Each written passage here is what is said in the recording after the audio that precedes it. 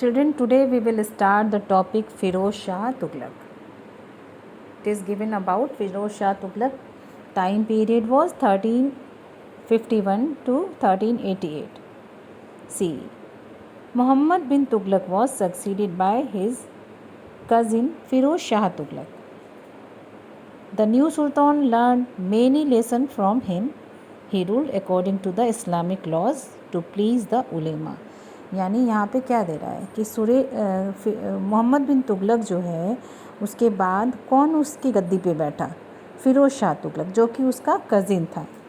ठीक है। और ये जो नया सुल्तान था कौन, फ़िरोज़ शाह तुगलक, उसने मोहम्मद बिन तुगलक से काफ़ी चीज़ें सीखी। यानी उसकी जो गलतियाँ थी ना उससे उसने सीख ली। क्या सीख ली? He ruled according to the Islamic law, यानी जो इस्लामिक कानून था उसके अनुसार उसने रूल किया।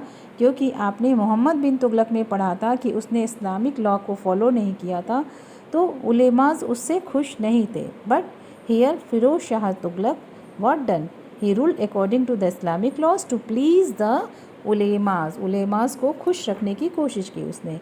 ही please the nobles by giving them bigger iqtas, और साथ ही साथ उसने क्या किया, नोबल्स को खुश रखने के लिए उन्हें बड़ा एक give them bigger iqtas means part of land, यानी जागीरदारी, जो उनको बड़ी जागीरदारी दे दी। किसको? नोबल्स को। The state took only 4 kinds of taxes, he reduce the taxes of Doab, यानी जो कंट्रोवर्शियल स्टेप्स मोहम्मद बिन तुगलक के थे उससे फ़िरोज़ शाह तुगलक ने सीख लेकर के उसे सुधारा। यानी दोआब एरिया, जो गंगा यमुना एरिया था, वहाँ पे उसने क्या किया, reduce the taxes. He tried to reestablish the control over Bengal and Sindh but failed, उसने ये भी कोशिश की बंगाल और सिंध में दोबारा अपना कंट्रोल करने की, but he was failed. He was not good commander as Mohammad bin Tughlaq actually. He is mostly remembered for his reforms and also for building forts and mosques, यानी मेनली जो फ़िरोज़ शाह तुगलक का नाम आता है वो उसके ब्रेवरी के लिए नहीं आता। The name is there for his reform policy and building the forts and mosques. Okay, now let us continue the reforms by Firoz Shah Tughlaq. He constructed many canals, wells, tanks, rest houses and hospitals. He also founded some new towns like Firozpur, Firozabad and Hisar Firoza, यानी कई सारे नए शहर उसने बसाए। He led 1200 gardens. He set up many educational institutions.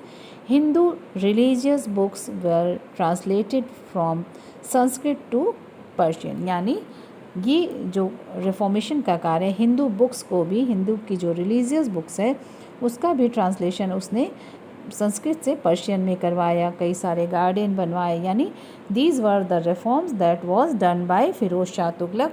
One building, ruins of the building in you can see Firoz Shah Kotla Palace that you can see now the ruins are there, टूटा फूटा है बच्चों। ये फ़िरोज़ शाह जो का जो है महल है, एग्जाम्पल इसकी बनावट आप देख सकते हैं। Okay, now let us continue the next part what is given here. Firoz Shah brought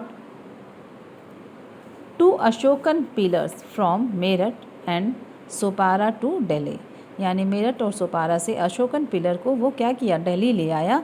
the 2 pillars were carefully wrapped in silk cotton cloth and रीसेटल्ड।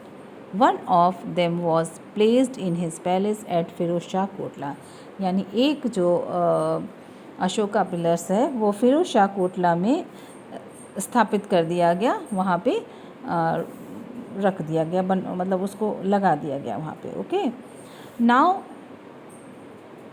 Decline, now we will talk about the decline of Firoz Shah Tughlaq. Firoz Shah Tughlaq died in 1388 CE. After his death, the empire nearly broke up.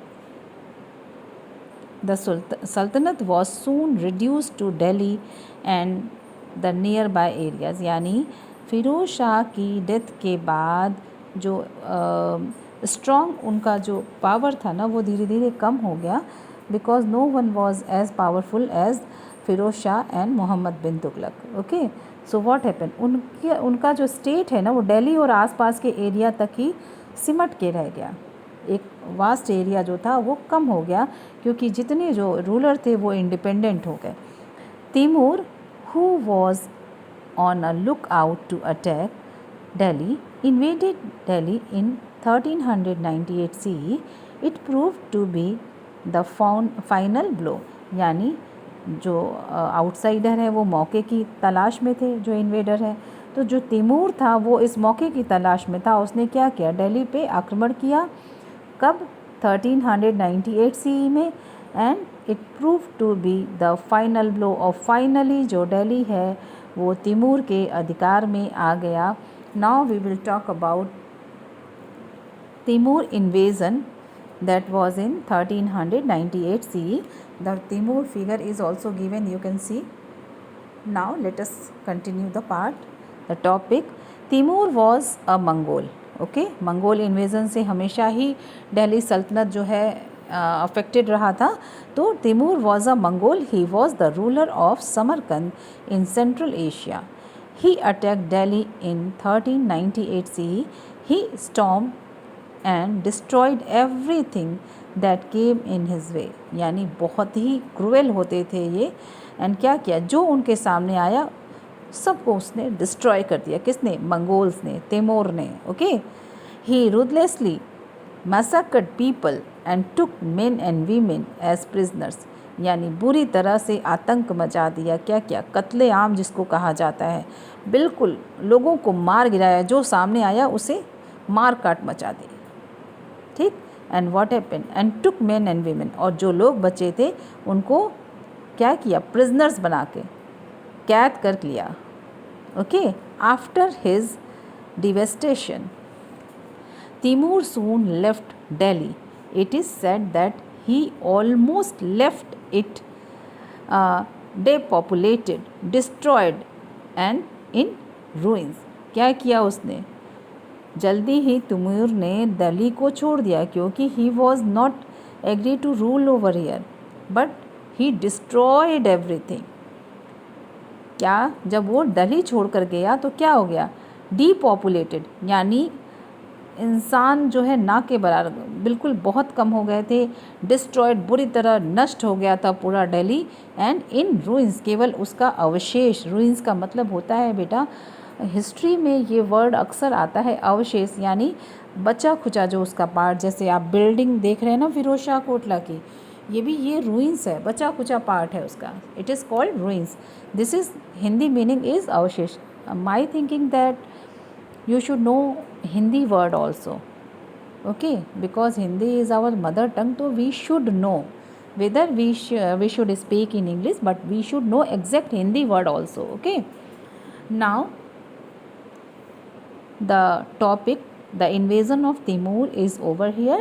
We will continue now the next topic, the Sayyid dynasty, in the next video. Okay children, now continue reading for better understanding. Thank you so much.